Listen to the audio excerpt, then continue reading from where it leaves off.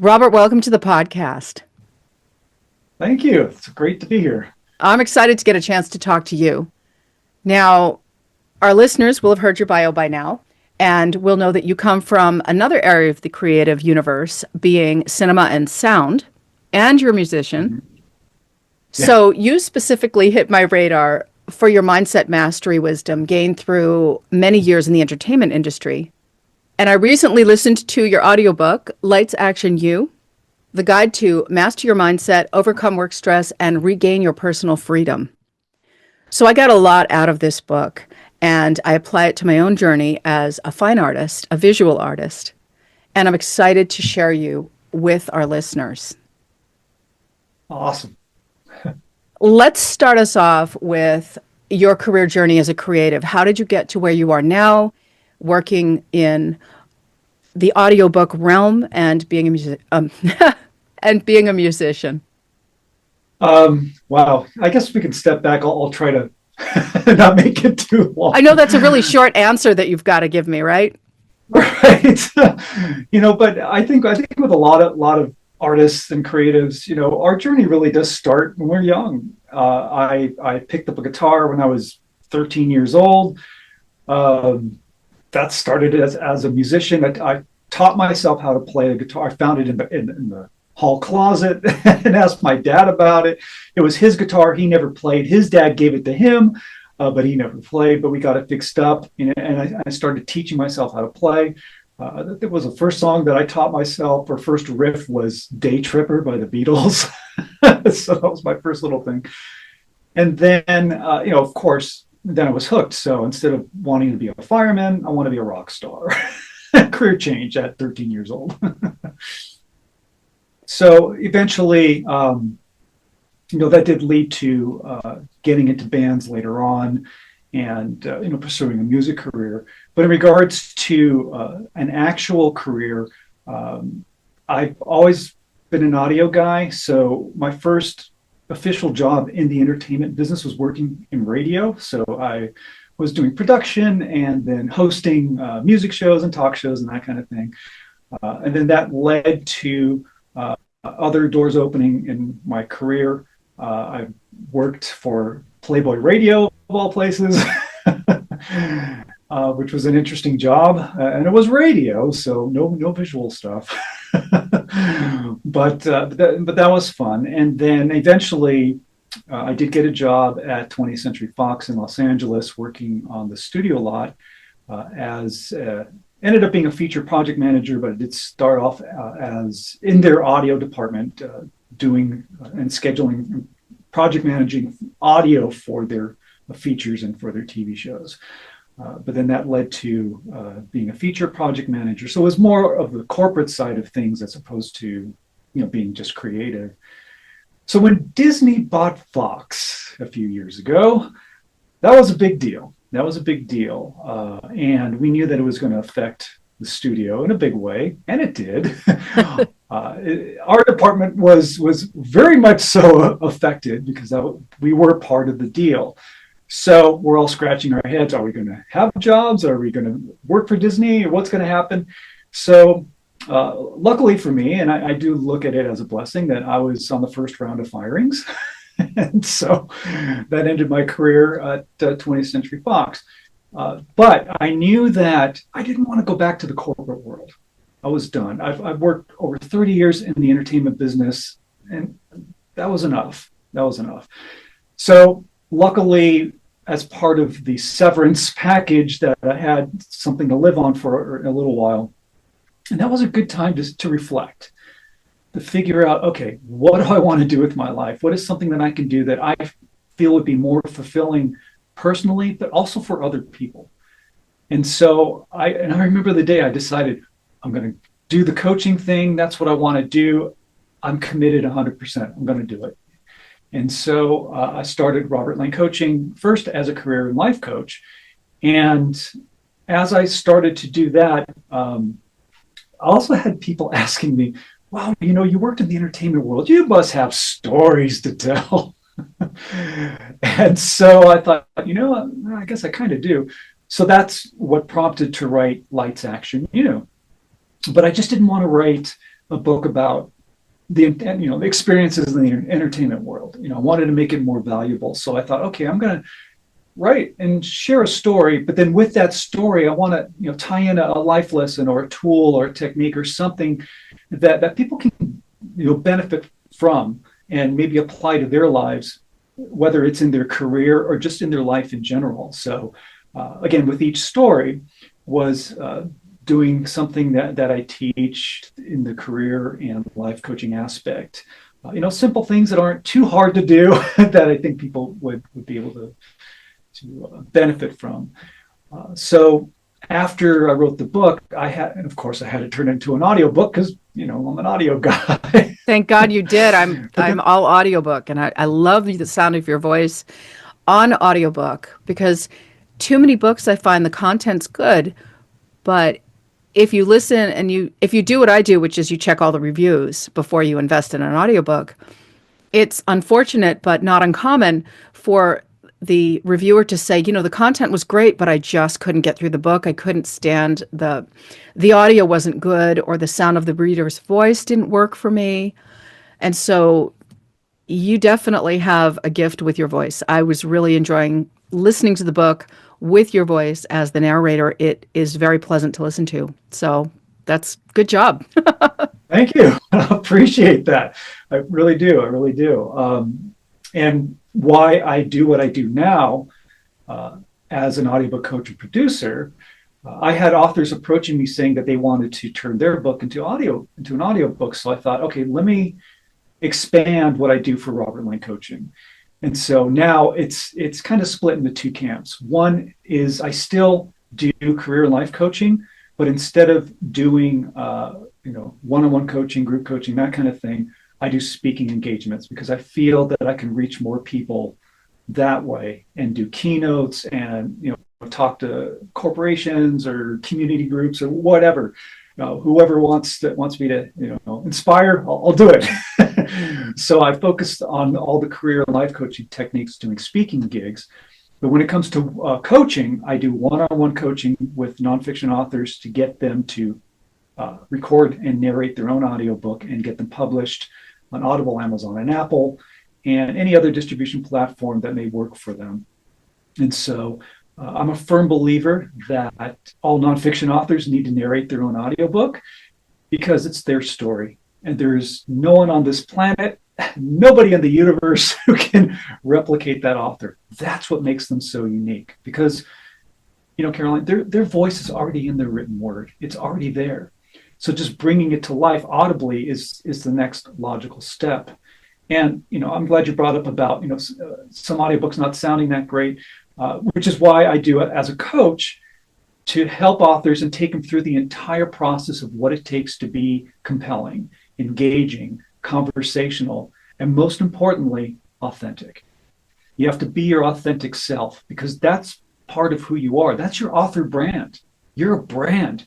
You wrote a book, you published it. I consider you now a professional writer and you are now an entrepreneur. So welcome to entrepreneurship. Embrace it and love it. I agree. But, like you say about voices, that is something that is fairly common with authors that go through the book coaching program that I teach. And that's confidence. And that's believing in their voice. And thinking, I hate how I sound. I don't have what it takes, and that's not true. And that is a false belief, and you do need to crush that because your voice is part of your author brand. And that's what allows you to stand out. For example, let's say you're a weight loss coach and you've written a book, and there's a lot of weight loss coaches who have written books. Would you want someone else narrating your coaching program? To me, that doesn't make any sense. You, as the author, should be narrating your own audiobook because nobody can tell your story better than you. I agree with that. I got to get my pen because I'm thinking of so many things that you're bringing up that I'm like, uh-oh, I didn't mention that. I didn't mention that. I'm going to come at him with a question that I didn't even run by him. So, golly. Yeah, it's really important to be that authentic you. When I started podcasting, it took me a while to get used to the sound of my own voice on recording. Couldn't stand it. And then it took, of course, once I started recording the video interviews, getting used to being on camera. That was a total disaster. Um, but you get used to it and you get used to you. And I think it Yeah. helps. It's almost like, at one point in the book when you were talking about looking into the mirror and saying to yourself, I love you, and how awkward that Yes. might be when you first start out, right? But you get used to accepting yourself on audio and on video. And I think that it's a really kind of sideways way to inch into that whole thing of self-acceptance, but I think it's part of the package. Yes. And I also wonder, well, okay, so all these questions flying into my head. One of the things is artists, right? So artists, the listeners to the show are primarily visual artists. All artists are welcome, and I love you all. But they sometimes don't think in terms of, I need to learn how to write, I need to learn how to speak. But I bet you would have some opinions on the topic of where artists need to be to get comfortable talking about their art in a narrative story format. We're all starting to hear about story branding and Donald Miller.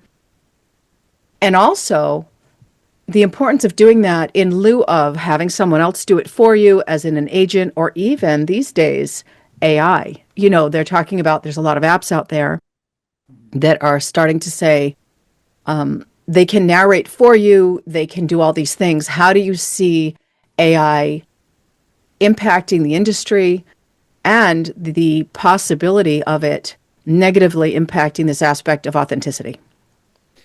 That's a great question. And again, like I mentioned earlier about all authors, nonfiction authors need to narrate your own audiobook. You do. You absolutely do. In regards to AI, I look at AI as a method of cutting corners and taking the easy way out. Don't do that. You are an author brand, and even just for any artist, whether you're a painter or a musician or a sculptor or whatever you do, you are an artist and you need to embrace that. That is who you are. Just like with an author, this is your author brand. Everything about you, everything that encompasses who you are, from the way you were brought up as a child, to your personality, to your sense of humor, to your voice, to your sound, all of that encompasses who you are as an author and a person. And that's what you're bringing to the table. And all that is in your written word. All of that is in your art. That's why you do what you do. If you go AI, you are now using something that's computer generated that is not you. And that is a misrepresentation of who you are. So you're cheapening your author brand. And that's not good. And especially if you do with one of these AI companies, like, well, voice clone your voice and this and that and the other, it's still not the same. And then if you try to say, oh, yeah, that's me, I narrated my own audiobook, you're deceiving your audience, and now you're losing credibility. So all that work that you did to position yourself as the expert in your niche, you've just blown that away. You just ruined that. Don't cheapen your author brand. AI is not the route to go. It's not, and there are subtle nuances that AI is not going to do it. Okay, so maybe it sounds like you, but you know what? I can still tell. You listen to videos, it's AI. And here's the thing, what if, there's a word that's mispronounced, or what's really important is AI and even another narrator, they're going to interpret their way, not your way.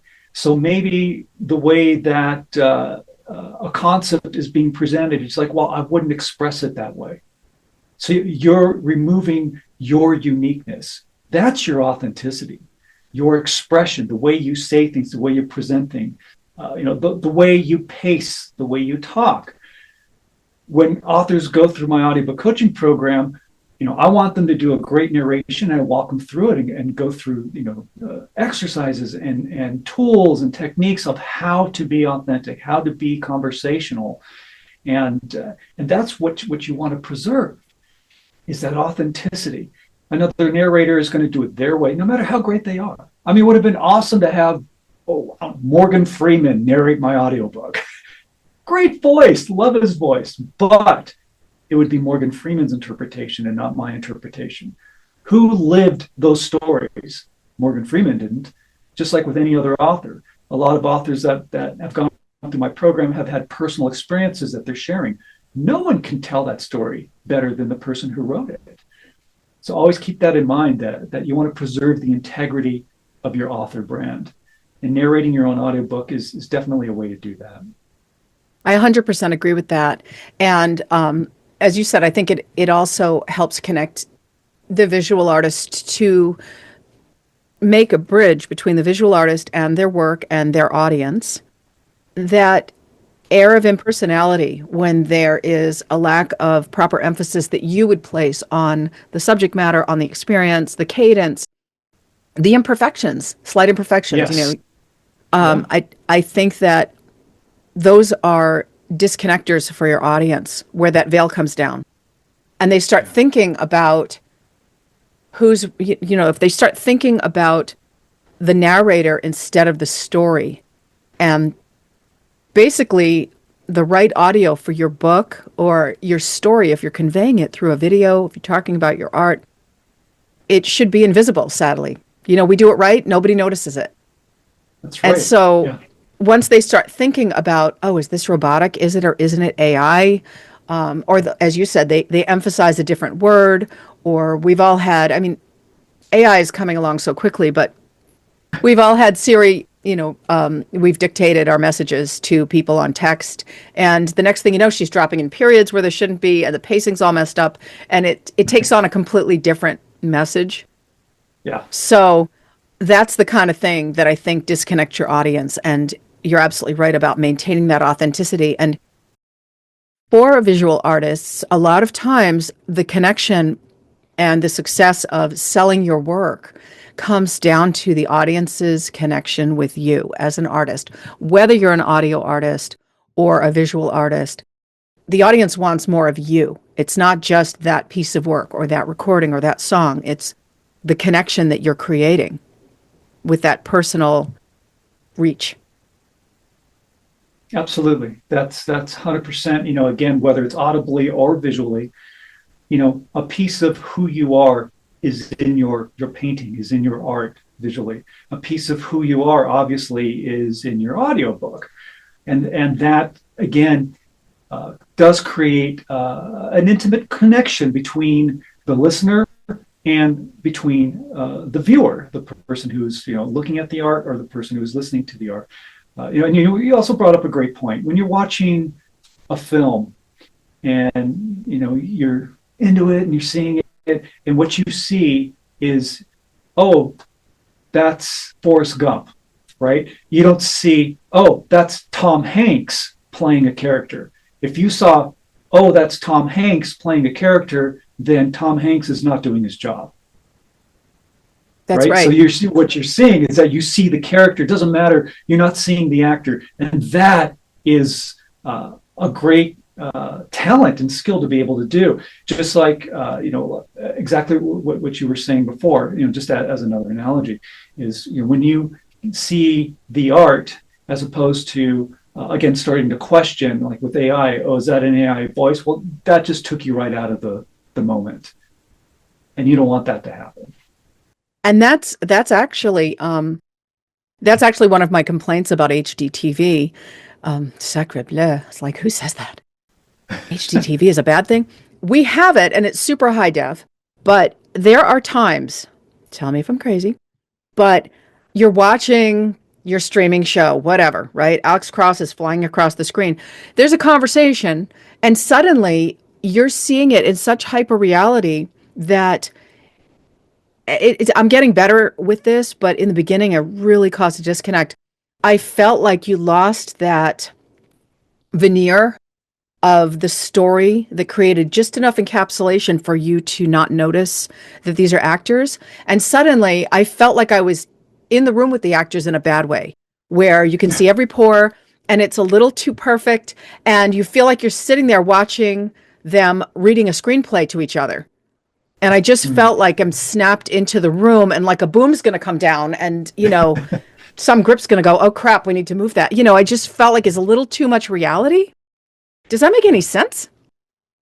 I guess it's perception. It just comes down to the perception, and I think also another factor is just how was the movie shot? If it's shot very cinematically and the colors are right and the vibe, that's great. But when it's harsh looking, especially if it's harsh looking and you're in HD, yeah, those things are going to pop, and that may take you out of it. So there's that balance, of getting the lighting right, so that yeah, you can have the clarity, but then it's still, you can feel like you're in it without feeling like, man, I'm in it.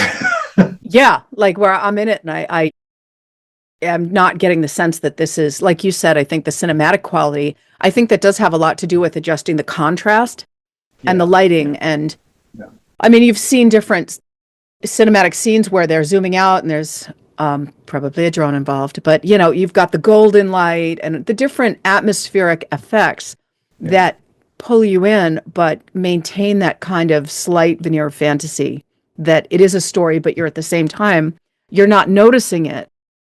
Mhm. Whereas if it's too harsh and it's too contrasted and you feel like you're there, as I said, in a negative aspect, I'm talking about like losing that veneer where it's just kind of slamming you home to reality a little too much, where it feels like, okay, I feel like I'm looking at actors. Yeah, yeah, yeah. And again, part of that is the acting itself too. You got to have great actors who you don't want to think that or go, oh, I'm looking at so and so, or that's, I mean, how many times have you seen a film, and then there might be a sound even that'll just take you out, or something visually will just take you out. When I was doing a lot of audio post production for student films and that kind of thing, I would say 90% of them don't care about audio because they're not thinking about that. But it's like, you need to get the best production audio possible. Make it easy for your audio editor because, the editor can only do so much. Unless you're going to go in and redo, a bunch of dialogue, and 9 out of 10 times they had no intention of doing that. But bad audio will take you out of a film. Audio is just as important as what you're seeing visually. Bad video is going to take you out of a film. Bad acting will take you out of a film.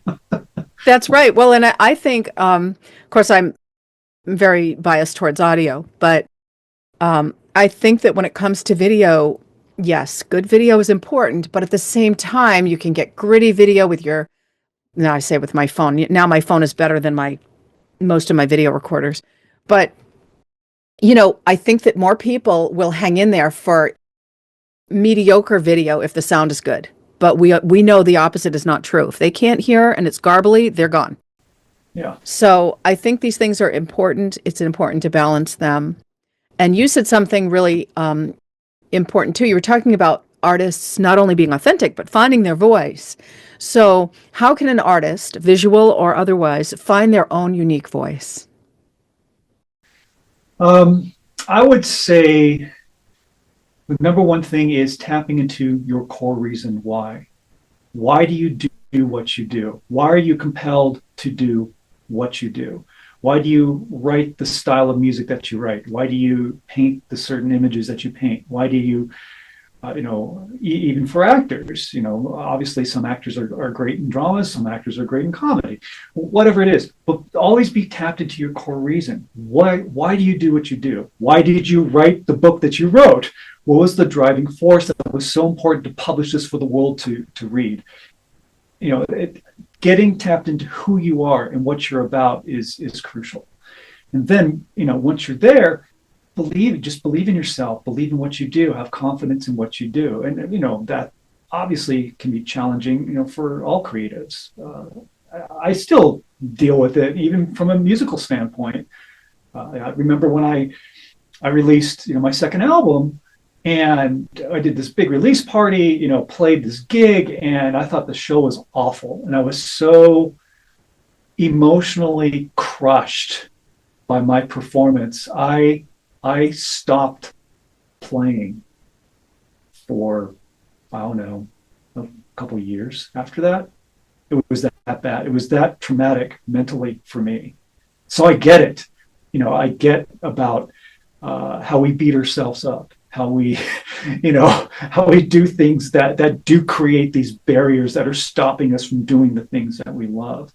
And, I had to learn that, you got to get over these things, and there are things that you can do to build your confidence. So, so that's important. And then getting back to what is the core reason of why I do what I do?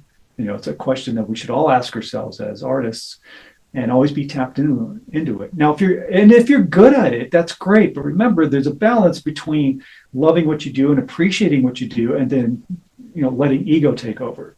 You don't want to, allow yourself to go, yeah, I'm great, and be, cocky about it. Keep your ego in check. Be appreciative. If someone says, "Oh my God, you're the best singer I've ever heard," or thank them for it, appreciate for it, feel the love that they're showing for you, but don't get all big-headed about it. Real quick story, when I was working at Fox, I remember walking in the building that I worked in, and it was the same building where the scoring stage is. So you have all the musicians were walking around, they were working on recording film. So I see this one guy walking by. He looks young for one of these session musicians, because the session musicians have been doing it for 30, 40 years, so they're kind of older people. So there's this young kid walking down, young, not really a kid, but and so I'm looking at him, and then he smiled, and once he smiled, I went, "Oh my God, that's Tom Cruise."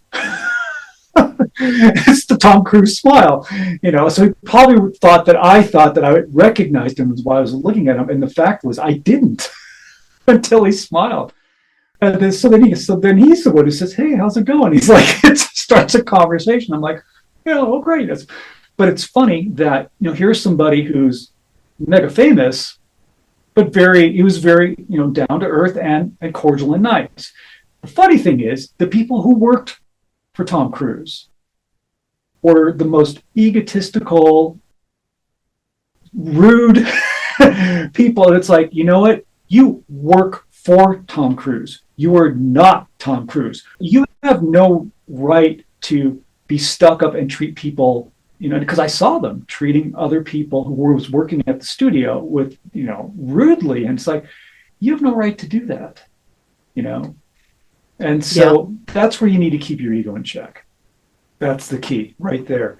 The actors that I've met who are like mega stars were the nicest people, because I think they understand and appreciate that, if it wasn't for the fans, if it wasn't for, obviously they're great at what they do. They have a gift, an acting gift, but they also understand that they wouldn't be where they are now if it wasn't for the fans, if it wasn't for the people that support them. And I think they truly appreciate that. And they understand, that just being genuine human beings, again, authenticity, right? Just being your authentic self, makes all the difference in the world. Well, and I think most of us have heard stories of, there are some actors that are so good that people will work with them anyway. But at the same time, there's a lot of competition out there. So it's really not worth it on a professional level for them, if they really think it through, to alienate production houses and directors by being too hard to handle. And there's no gain in it for them. They're already doing great. They're already in Hollywood. They're already living their dream. So why not spread the love and just be authentic and genuine? Right. And, there are some of those actors, that are famous that are really difficult to work with. And, the only reason why the studios keep them is because of money. Right. That's right. If that actor wasn't pulling in money for them, I guarantee you they'd be kicked out on the street, because, the studio doesn't want to put up with attitudes. Yep. I know. Right. I've seen it at Fox. Well, and it's interesting with the infusion of social media. My kids in particular, who are constantly plugged in. Everyone's plugged in these days, but they don't like actors and actresses and even musicians that they hear about. At least this is just my kids, but they're all young adults now. But that they hear are a handful and hard to handle and are obnoxious. And they'll say, "Well, I don't go to that person's movies because, they're rude to all the crew, or they're obnoxious to their fans." And they will actually rule out who they follow depending upon how they treat other people. And I'm proud of that. I'm glad that they are doing that kind of assessment. Yeah, I agree. 100%. If there's, I mean, there are actors that I liked, and then I find out, or you see something that happens that just really just destroys. Not that you're putting them on a pedestal or anything, but it just destroys your view of them of being this gracious human being that they had put themselves out as, and then you realize, wow, they're nothing like that. That's all a front, and that's it's heart crushing. It is. That. And you know what it does too? It again pierces that veil of you're seeing this person morph into this personality and that part and living the story through them. And suddenly your brain is going, yeah, but this one, punched a waiter in the face or whatever. And it takes you out of that ability to have them be a chameleon because you're starting to think about this personality aspect that maybe you can't get past. Yeah. Yeah, and it's really sad because you think that they're a genuine person, and then so it's like, oh, so not only are you acting on screen, but now you're acting off screen to put up this front. That's right. So tell me how your book really. I was taking notes and finding a lot of just value in it for me as an artist with regard to building confidence. Yeah. Of course, the authenticity piece, but I love how you talk about overcoming self-doubt, and I would love for you to talk about how artists can overcome self-doubt and embrace their creative process with confidence. Well, let's see.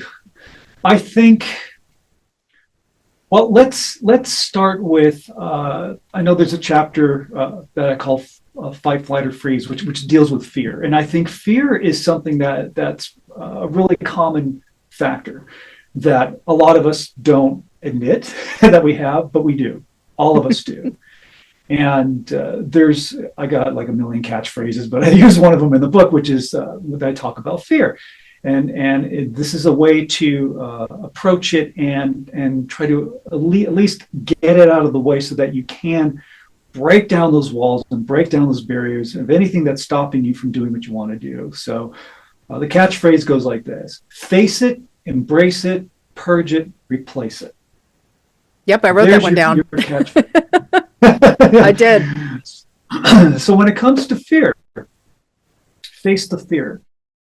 Right. Yeah, and again, you can apply this to whatever your art is, and that is true, right? You put all this time and effort, and you create this. It's a masterpiece, but having the fear of submitting it, having a fear of having it shown, having a fear of being rejected from a gallery, Again, same thing with an author narrating an audiobook, having fear of thinking that they don't have a good voice, that they don't have what it takes, they don't have the skills, this and that, I can't. Well, it's all negative stuff. And so the first thing is to understand and face your fear. What is the fear? I have a fear of being rejected. Is really what it comes down to, whether it's a painting or audiobooks or whatever it is that you do from an artistic standpoint. All right, face the fear. I'm afraid of I have a fear of being rejected. Okay, now embrace that fear. But what does that mean? That means that you need to get down to the root cause. Why?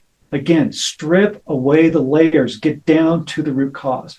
Why are you afraid of being rejected? What was something that maybe happened in your life that caused you to have this feeling? And what happens is that it does embed itself into your psyche. It's in your subconscious, and that does come out. And this is why you feel the way you do. So you need to embrace this fear, understand that, okay, I'm facing it now. I am embracing it. Yeah, I understand now that, when I was a kid, I made this picture for my mom, and she looked at it and she laughed because she thought it was funny, and it hurt me because I thought it was serious, and she just kind of sloughed it off and laughed about it. I wouldn't even put it on the refrigerator.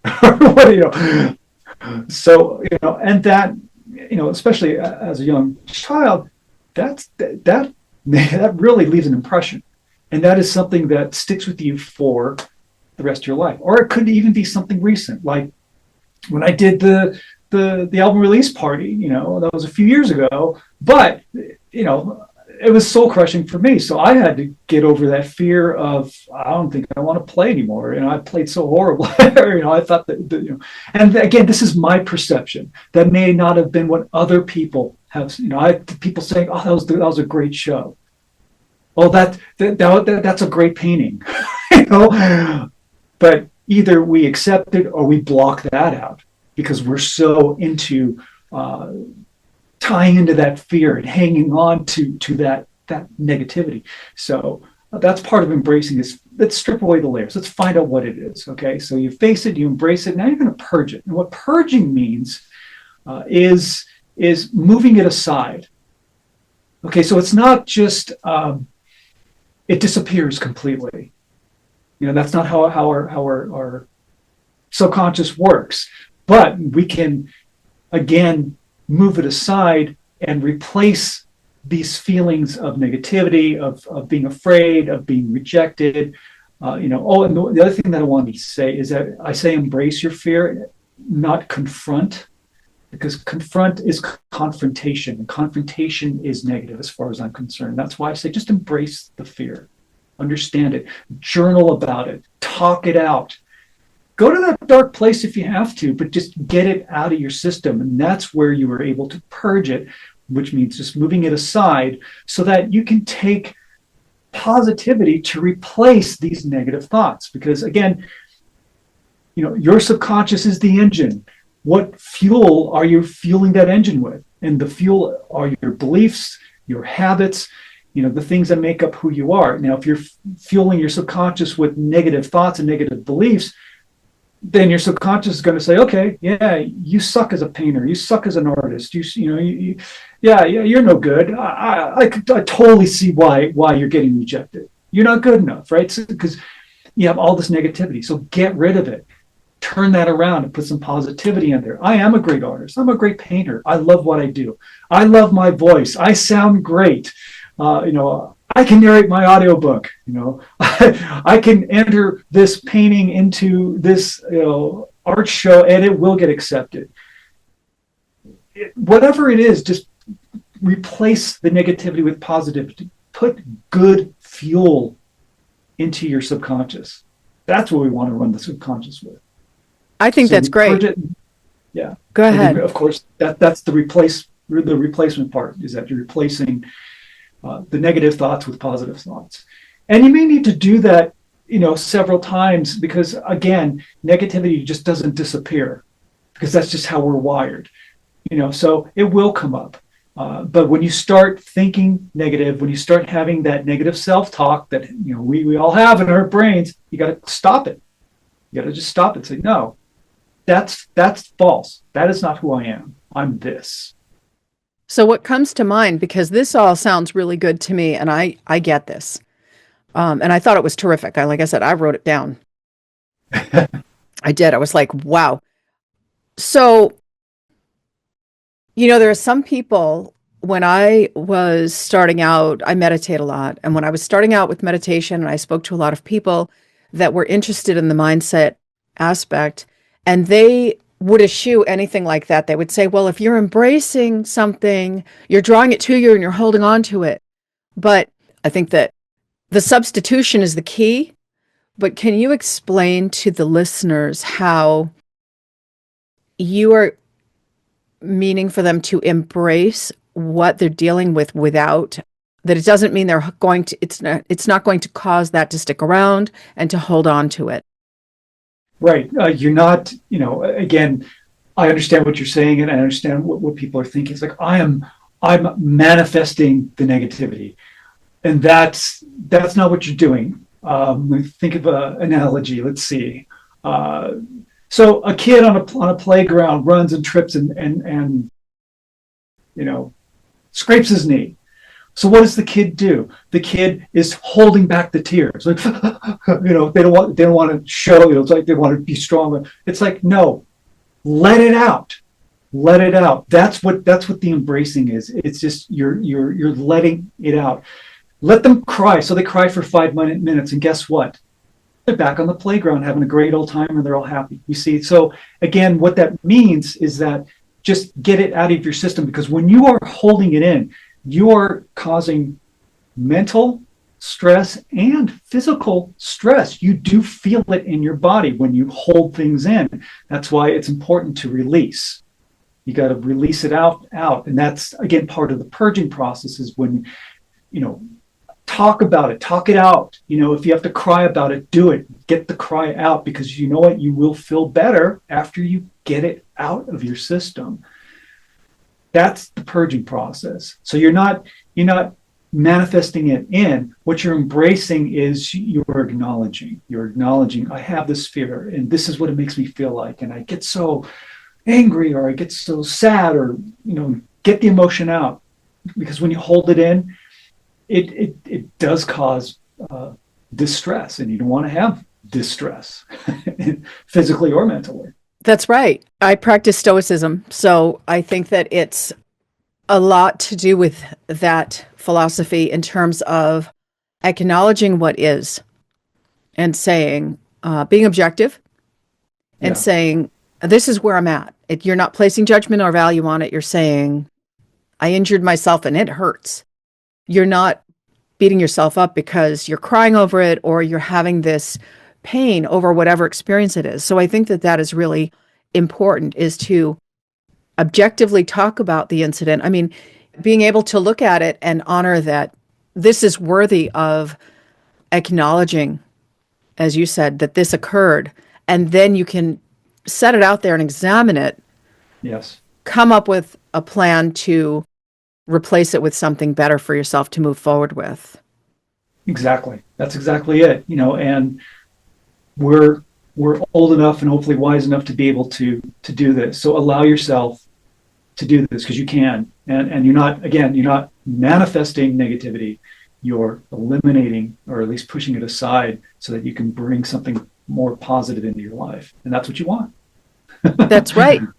And your book, you talk about tools for eliminating fear, worry, and stress. Yeah, when anybody who gets a copy of the book, there's like in here, there's a QR code that'll take you to the site. Again, I do mention the link in the audiobook for you to get extra bonus materials. And there's also a folder of some pictures that I didn't put in the book, because there are some pictures in the book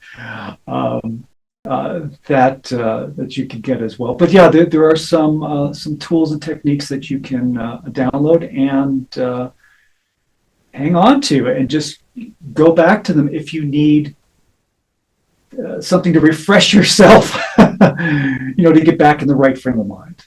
Yeah, I was excited to get hold of the downloadable PDF and work with some of those tools that you provide in the audiobook for addressing these things. Your career, Robert, has evolved over the years, and you eventually tackled your own short film, Idol, which won acclaim at the Idaho Media Awards. And as with any artistic pursuit, this started with a great idea. So tell us a little bit about that, and how did you come to realize that vision and find the energy and the bravery to put it all together? That was quite an undertaking. Oh, thank you. I made a short film called Idol. It's a psychological thriller. It's about just under 26 minutes. I had dabbled in the acting world a little bit. It wasn't for me, really. And again, maybe it is, but maybe that's also a mental thing. Right? Confidence, because I would go into auditions and I'd just suck. I was so in my head that, I was like, nah. I did tons of extra work on a whole bunch of different things, but when it came to actually doing something of substance, not so much. So I thought, at that time, when I came up with Idol, I was really into Asian horror films, but the good ones that were more psychological thrillers, as opposed to, blood, guts, and gore, slasher films and so that kind of inspired me. And then one weekend I had this idea, and I was like, okay, I'm going to write a webisode series is what it started off as. And I was going to have, I forget how many episodes, 10 or 11, whatever the number was. And I broke up these sections to create a webisode. And I had this idea to create this story. And part of it was where I was living at the time. I was taking care of my aunt's house, and my uncle was a hoarder. And the house, the 4-bedroom house, huge den, big property, every single room in that house was packed from floor to ceiling. And so I spent 12 years by myself clearing that house out, because when my uncle passed away, my aunt never went back to the house. There was nobody there. So at that time, I was still working at Fox, so I stayed at her house, and so that there was somebody there. Even though I still had my home here in Sedona, Arizona, I was in LA more than I was at home. So then the thing why I did iDolls, because the one thing, my uncle was the hoarder, but my aunt was the doll collector. And she had, I don't know, 200, 300 plus porcelain dolls. A lot of them were still in the boxes. Crazy. It was nuts. Creepy? Yeah.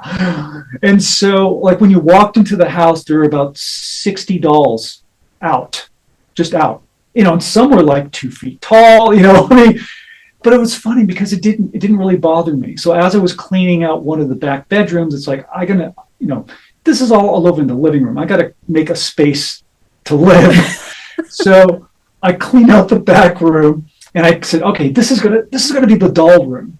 And I took all the dolls and I put them in the doll room, and I swear it was lined up wall to wall to wall dolls. And so when I was all done, I just stood there and I looked around. That's when I got creeped out, because it didn't bother me before when they were in the living room. But when I was in that bedroom, I was like, oh, no. So I shut the door. I was like, no, I'm not going in that room. My coworker at Fox, I told, he knew about, what was going on at my aunt's house.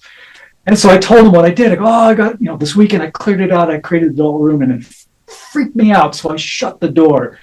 And with the deadpan expression, he looks at me and goes, you shut the door? I go, yeah, I shut the door. I don't want to look at them. He goes, they're not going to like that. It was just like that. And I was like, oh no. So when I came home, I opened the door, apologized to the ladies. And I never shut the door after that, because he freaked me out. I'd be afraid I'd wake up with him standing over me. Yeah, right? But that was kind of the catalyst of what can I use? You even had to ask living in there. Yeah. How can I come up with an idea for a movie? Right. And ladies, what do you think? Yeah, right. My coworker said, he goes, you need to make a film out of that. And so, it's like, well, I don't want to do a Chucky thing and all that. Plus, hey, I don't have a budget to, do video effects and special effects and all that. So I came up with an idea to make a psychological thriller about somebody who had a daughter who died tragically, and it something snapped, basically, and was the premise of the story. And so I wrote this story out. And another reason why I wrote it, because of the acting thing, because I knew that I wasn't getting any gigs because I was so bad at auditioning. It's like, you know what? I'm just going to write something and I'll act in it, because that way I can at least say I did it. and that's what I did. So that was one of the reasons for writing it. And then I since I was at Fox, I had a friend who worked in the Fox Searchlight department, and because I didn't know anything about, I mean, I knew some things, but not enough to do this right. So I talked to him about it, and he was great. He gave me all sorts of reference material, how to do pre-production, how to map everything out, how to all this stuff, and it was incredibly invaluable. So I spent about a couple months in pre-production, set up my dates, auditioned actors, did the whole thing, and again, I wore a lot of hats. And I was director, I was in it, I was the craft service guy, providing food, and of course, I did the audio post-production on it as well. It was an incredible experience. But the lesson that I learned about that, which I do talk about it in the book, is that, and why I call the chapter "Help! I Need Somebody," is because, again, you have to trust in others who can do things better than you can. That's why you put a team of people together. And I understand about something being very creative, where you want to hang on to it and you want to have the control over it. And it's with any type of art that you do, whether it's a film or painting or music or whatever it is, you want to have that control. But if there's somebody that can help you do something better than you can, bring them on as part of your team. You're still the boss, but at least there's somebody who can help you do other things that can make the final product way better than you could have even expected it to be. And that was the lesson that I learned through that experience. Well, and that you did it. I mean, I get that completely. And I admire that you did that whole process. You had this idea and you pushed through and you made it happen. And I had much smaller scale, similar experience in that I had wanted to have an online course or series, as it turned out, and basically figuring out how to take this apart and put it together, kind of from the end result that you want, working backwards and pushing through all of that, all of the technical steps, and sometimes reaching out for help, and just the process of having a goal like that and figuring it all out, even if it doesn't turn out to be a blockbuster on somebody else's concept of what that should be, or a bazillion-dollar online course, but you put it together into something that you respect the quality and the result of for all of your efforts. Yes. I think that process creates an evolution in the artist, whatever kind of artist you are, that artists don't always, I think in those terms. They think of, well, creativity has to be spontaneous and I just have to wake up brilliant and pop out this amazing piece of art in whatever medium. But the reality, which brings us to a couple of our business questions, is that really with the success in any endeavor, I think, including creative endeavors, you have to have a vision of where you want to end up and the perseverance to take it apart from the end result, working backwards into milestones and deadlines and steps and technical issues and asking for help, even if you have a wall of sticky notes. And then the drive, which you clearly had, to make it happen, even if it was just for yourself, to say, I did this, and I always wanted to do this. Yes. And that's a big deal. And I commend you for that. Well, thank you. But that is so important. When I did the film, I wasn't trying to be like somebody else. I wasn't trying to make it like somebody else. And again, as an artist, as a musician, for example, when I did my first album, it's like, the most important thing is it going to make me happy? If people like it, that's the icing on the cake. That's great. You love the album. Thank you. I appreciate it. But you know what? I did it for me because this is my passion. And it makes me happy, and the same with painting. You can be influenced, just like a musician is influenced by other artists, but you're not going to try to copy them. You're influenced by styles, maybe, but you bring your own uniqueness to the table when you create.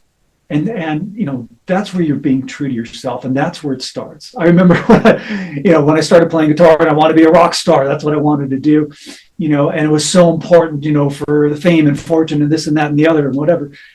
But when I did these albums later on, it wasn't about that. You learn, and that's where I feel you grow and you mature as a person, and you understand that, what it really comes down to is, how does it make me feel? I'm going to do this album. And it's it's going to be the way I want to do it. And I'm going to craft it the way I hear it in my head. And I don't care about rules. Oh, you need to do this song formula. You need this, that, and the other. It's like, no, I'm going to do it my way. Because at the end of the day, are you proud of it or are you not proud of it? Are you going to sit there and go, oh, I should have done this. I should have done that. Don't be the George Lucas of Star Wars and keep changing the version of it every few years because I want to add another effect. I should have put that in there. Love what you've done. And you know what? Appreciate what you created at that time that you created it because you did your best. You did your best at that time. So be proud of that. That's part of the evolution. So on your next album, on your next painting, on your next, sculpting, whatever you do as an artist, the next one will be even better. Or maybe you'll try something different. I did that on my second album. I had this idea to do something more singer-songwriter-ish. The first album was more like a, Pink Floyd meets Rush kind of thing, moody, not really a progressive album, but just a rock album. And there's, energy to it.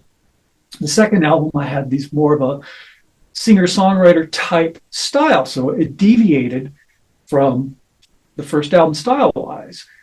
And when I released the first album, it actually did really well in Europe, of all places, which is kind of funny. But, thank you for that. The second album didn't because it wasn't what people expected. And I understand that. It's like, oh, you change your style. But you know what? I still am proud of it because I did something and I followed my own rules and I followed my own heart. And I'm still being my authentic self. Obviously there are things about the album that, with both of them that, oh, I wish I did this differently or whatever. But you know what? At that time, this is what I did. And I did the best that I could do at that time. So I'm working on my third album now. I got a whole other concept that I'm doing for this one. And I'm going to just do what I do and just trust my instincts. And I'm going to make it to where the end result is you want to be proud of your work and be proud of yourself. And you should, because you need to pat yourself on the back as an artist. But we need to do this a lot more than you think. We really do, because most people don't pat you on the back. It's going to be a lot of this, a lot of self acknowledgement. But, and it's not coming from, again, the ego or stuck up, attitude way. It's just, wow, I did something and it was a big project and I got it done. And I'm proud of that. I'm proud that I actually completed something that I set out to do. And that alone is just a great thing. And that's like, here we go, positive fuel. Put that in there. Tell that subconscious that you did a great thing, because you did. Even with authors narrating their audiobook, it really is a huge deal. And at the end of the day, when they hear their audiobook, when it's done, they're blown away. They're like, I cannot believe I did that. And it's like, you did, and be proud of it. And that is an art in itself as well. So. I love it. I love it. Right? I love it. So I could say so many things about what you just said, but we'd be here like all day. Yes, thank you for that advice, because I think artists need to hear it, and they need to remember that it's okay to explore, because, loving your craft has a lot to do with giving yourself the permission to try different periods. That's why what Chagall had is a blue period, right? And different artists have different periods, because if audiences can be fickle, audiences can put you in a rut. And so, yes, it's important to find buyers for your art. I think it's more important to find, from a marketing standpoint, putting on my marketing hat, figure out where the buyers are for the art that you're making, as opposed to saying, oh, I'm going to make this kind of art to please this person, because then the next thing you know, you change your art and they're like, oh, you changed. So there's a balance there as far as marketing to the right audience and finding the audience that fits what you want to create, which could be, I know, a whole other episode. but I really appreciate that input. So, continuing along the path of implementing ideas, how can artists balance their craft with the business side of their practice? I think time management is a big aspect with everybody. I know I talk about it in the book about managing time. And it's true. Remember, we all have the same 24 hours in a day. How you utilize that time will be the difference between someone who's mega successful and someone who's struggling. And that's really what it comes down to. You can balance. Matter of fact, when I was working on Idol, at that time during Fox, it was during their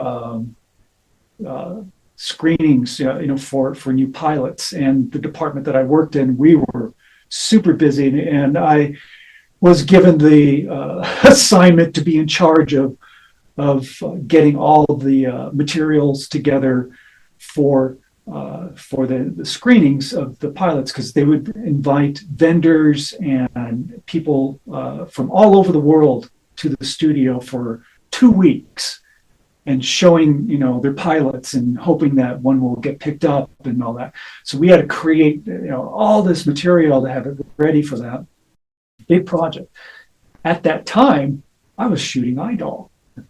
And so here it is. Like, I'd go to work at 7 a.m. and I would stop my day at Fox at about 8 p.m. It was that crazy busy.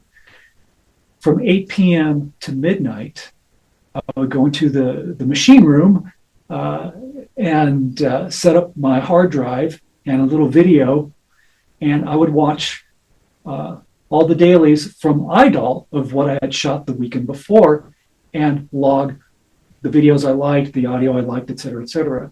So that was my routine. So what I did, again, time management, is I knew that, and it would be taxing, but you know what? It's, again, passion. Are you passionate about what you're doing as a creative? Of course you are. So you're gonna find the time, and you're gonna make the time to do it. So I'd work till midnight, drive back home, start it again next day, 7 a.m. back at Fox doing my thing. 8 p.m. I'm sitting in the back taking notes and doing what I needed to do. And then on the weekend I was shooting, the movie.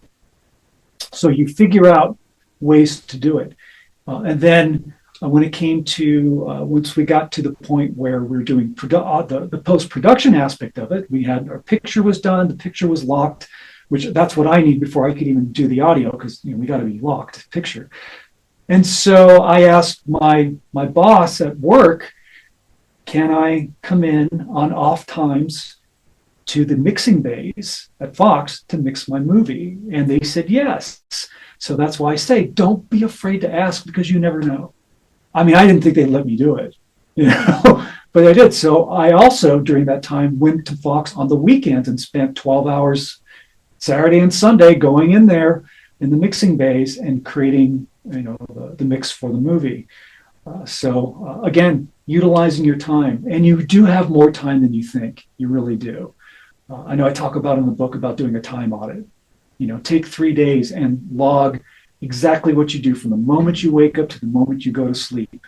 And then look at the data, analyze it, and see how much time are you spending watching Netflix? How much time are you spending, scrolling through social media? How much time? And you'll see that there's a lot of downtime that maybe you can utilize it in a better fashion. Oh, I should work on my music, or maybe, I should I learned this new painting technique. I should practice that. I should practice, whatever it is, just with anything as a creative. So managing your time is really important, I think. That's the first start. I agree with you. And you're doing this time audit. I think it's important to go back to the Stoic concept of it is what it is, and looking at it objectively for troubleshooting. We're not placing judgment. We're not Right. making a negative assessment saying, I'm beating myself up. Oh, I just mainlined 6 seasons of The Witcher. I mean, we don't have 6 seasons yet for you guys. They don't exist yet. But don't place a judgment on it. Just look at it and go, okay, you can make assessments. You can say, well, I have to have this half an hour of coffee with my partner in the morning for my Yeah, sanity, or I have to have absolutely. a reading hour or devotional or yoga, or, you know, it's okay to put value on those things. Just don't beat yourself up. For goodness sake, please don't do that because it's not going to be productive. Look for gaps, look for windows. I learned this very lesson. I mean, you and I think we hold the concept of time being elastic. But last year I was in grad school and I got my MFA and I did it while working full time. And I just decided that if it was going to happen and meant to be, so to speak, not that angels and puppies would come down and make it work, but that the time would work and the energy would come. And I managed to get all of it done in the same 24-hour time that everyone else had. I didn't have a lot of free time, but I still had time to sleep. It wasn't a tremendous amount of time, but it was enough to function. And most of it came from time management, like you said, saying, okay, I've got a paper due Sunday at midnight, and we always had a weekly project due, in addition to weekly quiz. So that was based on tons and tons of reading and information ingesting. But working backwards and thinking, okay, I've got to have this done by, break up your week. Try to get your quiz done by Wednesday night instead of when it's due, maybe Friday night. And then break everything down as much as you can without making yourself too rigid so that my project would be done hopefully by, say, 4 p.m. on Saturday so that I could have the time to rough out my paper on Saturday night and then produce. We used to also have to produce a short video about what we learned on Sunday, and just factoring it all in, working backwards and being honest about the amount of time you're going to need. It wasn't realistic for me to think I could goof off on Saturday and then write a paper and produce a video and get my project done on Sunday. There was just not enough time. Right. So you're absolutely right about doing the time assessment and thinking in terms of, I can make more use of this time than I think. I just have to look at where I'm starting at. Look at what you've got. Right. You have to know where you're starting from. Right, right. And you did bring up a good point, and that is, it's okay to give yourself and factor in downtime. It is important. There's a difference of I just need an hour just to chill. I'm going to go for a hike. I'll just going to, even if it's just watching a show for an hour. If that's that's okay. So don't beat yourself up for downtime. It's when you are sitting for 4 hours vegging out, not doing anything, when there's something gnawing in the back of your head going, I should be working on this other thing, but I'm just not going to do it. That's Right. different.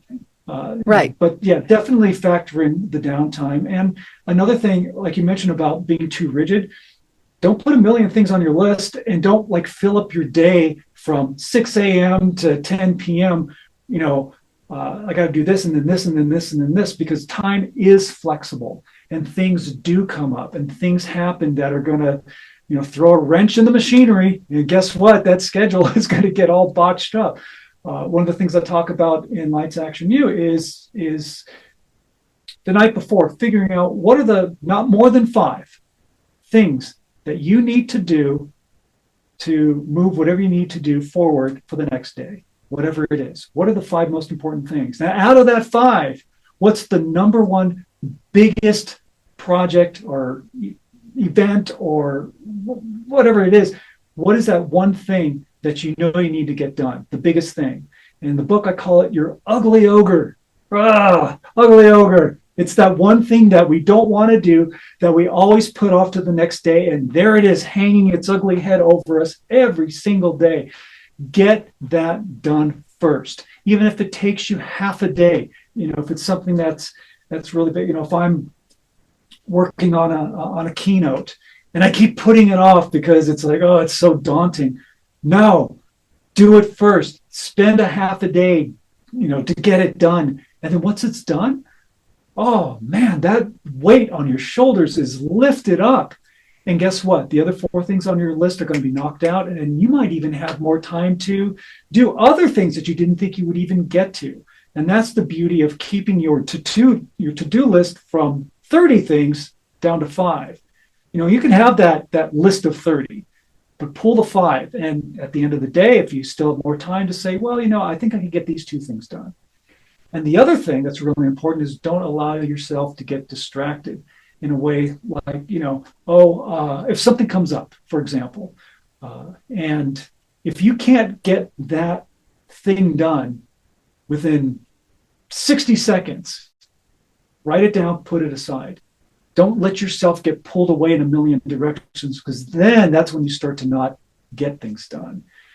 Do what you need to do. Obviously, if it's an emergency, that's one thing. But if it's like, oh, it's trash day and I forgot to put the trash out, then it'll take you a minute to run out there and throw your trash in the can and then come back and get back to doing what you need to do. But if it's something that's going to take another hour and it pulls you away from the one thing that you're focused on, put it aside. And then at the end of the day, go back and see, okay, maybe I do need to put this on my list for tomorrow. Plan it out. Like you say, plan it out. It just makes life so much easier. And I agree with that, writing it down. It's the same premise, I think, for me as writing it down, not for the purpose of having endless lists. I mean, some of us know you can write lists ad nauseum, especially if they get too long, they're not productive, just like picking your 5 priorities. But if something's bothering you and you find yourself waking up in the middle of the night and thinking through all the things you have to do, it's the same principle as that, where you go, you know what, write it down, put it on your bedside and leave it there. It's going to be there in the morning. But then you're not going to forget about it, or record it, put a memo on your phone, whatever works for you. But you're absolutely right. The other thing about writing it down the night before is that, guess what? Your subconscious is working 24 hours a day. And if there's something that you need to resolve or a solution that you're looking for, the brain is going to be clicking away even as you sleep. And you may wake up and go, I got an idea of how I can, handle this project or situation. So, that's another thing that's great about writing it before.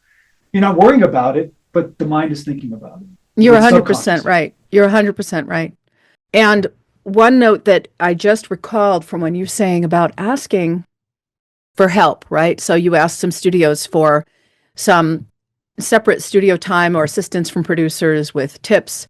When I was working through my thesis, I had to do an ask with regard to setting up photo shoots, because I was making different promotional materials and video commercials and different things. And I needed to simulate an animal rescue environment for my thesis.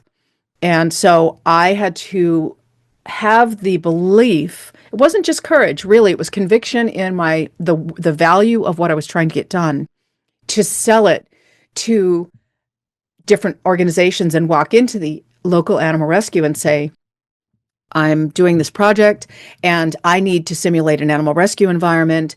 Can I bring 5 people here on Saturday, and we just need to get some B-roll footage of people feeding cats or playing with the dogs? I don't believe I was turned down by anybody that I asked. Schedules didn't always coincide, but everybody said yes. It doesn't mean your ask will always be approved, but it's important to have the conviction that what you're doing is worth the ask. Because most people, if you sell it and you believe in what you're doing, most people want to help. So I think that that's a very good piece of advice you've given. Right. Don't be afraid to ask. When I was done with my film, or when I was working on Idol, I wanted to do a screening, and it's like, it would be so cool to screen it on the Fox lot. How cool would that be to have 3 or 4 screening theaters, nice ones. Now, the person who was in charge of those theaters had a reputation for not being such a nice person. And so I asked the assistant, her assistant, about doing a screening. And I'm like, well, to rent a studio, it's a minimum of I think $2,000 for an hour, or just something crazy. I'm like, I don't have that. So they go, well, you can talk to her and see, maybe she'll, cut you a deal. I'm like, oh, great. So I had to get the courage to ask her. So one day, I was walking by her office and I heard her laughing. I'm like, this is the day. She's in a good mood. I'm gonna go approach her. So I went in and I told her what I was doing. I said I'd love to screen it. And first she said, okay, well, what theater do you want to use it in? And she mentioned like the big theater. And of course now I'm thinking, yeah, I should have taken that, but I didn't. I had to pick one of the smaller ones, because I'm not thinking about cost. And I said, yeah, this theater would be great. And I said, well, how much is this going to cost? And she goes, we'll figure it out. And that's a scary answer because it could still be, It is. But I was like, you know what? I'm going to go for it. I'm just going to do it. And I said, great. Sounds great. Here's the date. This is when we're going to do it. And locked it in and just going, okay, please don't charge me $2,000. And it ended up that she only charged me for what it cost to hire the projectionist for that, which was like $200 or something. Fantastic. Like $200, $300. It was, and it's like, wow. So again, you never know. And then people do, like you say, want to help, and they will. May not happen every time. That's okay. But at least you asked. And if they say no, you're still in the same position you were before, which is okay. You'll figure it out. But if they say yes, what a great thing. What a great thing. Now, I just thought of something. We talked about fear of rejection. Do you happen to personally believe that practicing the ask and risking or possibly having it cause you to experience rejection helps people to get over their fear of rejection? Or do you think that never goes away? I think we always have this innate fear of rejection, and we just do. I feel like that's how human beings are wired in a sense. We don't want to be rejected. We want to be loved and embraced.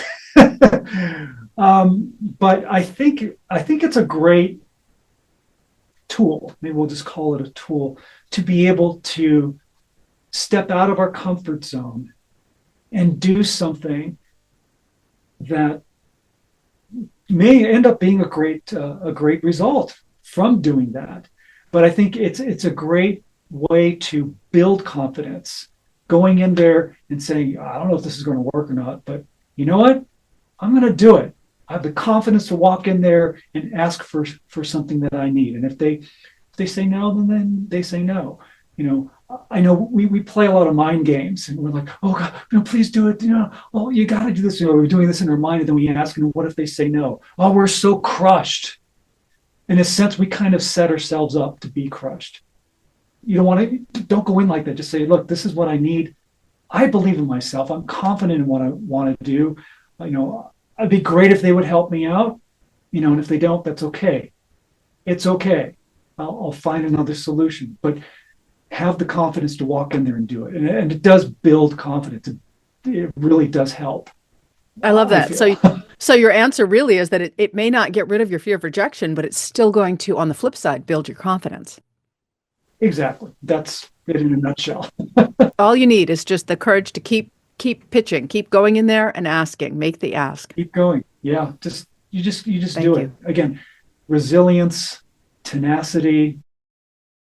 Again, as an artist, you are an entrepreneur. And entrepreneurship is probably one of the hardest professions out there, really, because, when my catchphrase is, again, you are the CEO of you. The buck stops right here. So the decisions that you make for your art, for your business, whatever it is, as an entrepreneur should be something that's going to move your business forward. And you do have to make a lot of scary decisions. And there are many, many times I've gone through it, and sometimes I still, have doubts of just, I'm throwing in the towel. I just can't do this anymore, or I quit, but you don't. That's where the resilience and the tenacity comes in, because you still believe in yourself. And what I tell myself is, did I really try everything that I can possibly do to make this work? No, I haven't. There are other things that I can try to make my business better than what it is now and to build it. And until I try every aspect and every avenue that I can possibly think of, and if it fails, then okay, great, maybe I'll do something else. But I believe in what I do. I love what I do. and I'm passionate about what I do, so I'm going to keep on doing it. The thing is, you find ways to make it work. I guess, what do they say? Insanity is when you keep doing the same thing over and over, and it's a negative thing. Well, you step out of that loop, and you go, okay, well, this didn't work. What was the lesson that I learned from that? What can I do to make it work? Oh, maybe I should try this. And you just try a different path. And if that doesn't work, so what? You try something else, and you do it until you find the thing that's going to help you. So That's absolutely right. What wonderful advice. So, Robert, I like to give my guest the last word. Before we wrap up our last question, I just want to thank you again for coming on the show. I'm so happy to get to meet you in person via video. What parting advice do you have for our listeners in realizing their artistic dreams? the number one thing is be your authentic self, period. No one is you. No one can replicate you, not the way you are. Love who you are, embrace who you are. Again, as I deal with authors, same thing. I tell them the same thing. Be your authentic self. Don't try to be like somebody else. Don't try to sound like somebody else. Don't try to act like somebody else. Don't try to write music like somebody else or paint like somebody else. Again, we all have our influences, and that's great because that's part of what makes us who we are. But we are unique individuals, so you really got to just be your authentic self. Be who you are, because that is what allows you to stand out in the crowd, because there's no one else like you. You need to be you. That's my biggest piece of advice.